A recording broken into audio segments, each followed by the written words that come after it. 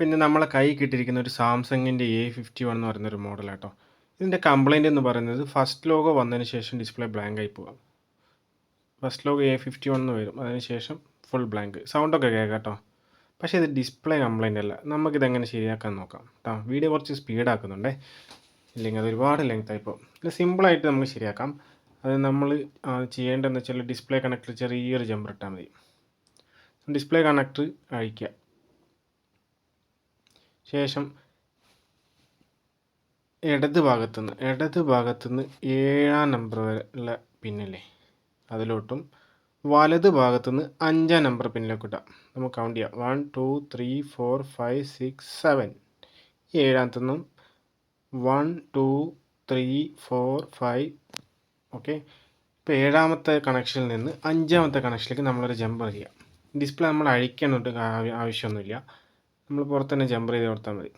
0.002 mm jumper wire use ചെയ്താൽ മതി. വലിയ ജമ്പർ വയർ യൂസ് ചെയ്യരുത്, ചെറുതാകുമ്പോൾ നമുക്ക് സൗകര്യമായിരിക്കും. ഓക്കെ, നമ്മൾ കുറച്ച് ഫ്ലെക്സ് അപ്ലൈ ചെയ്തതിന് ശേഷം ചെറിയ ജമ്പർ ഇടാം.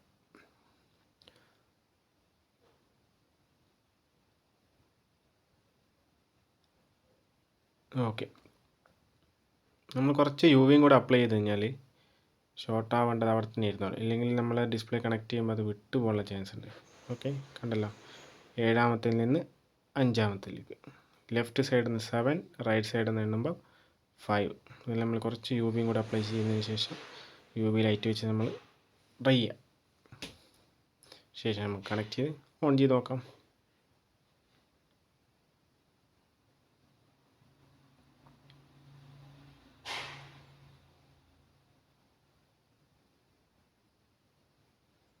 ഓക്കെ, ഫസ്റ്റ് ലോഗോ വന്നു, സെക്കൻഡ് ലോഗോ വന്നു.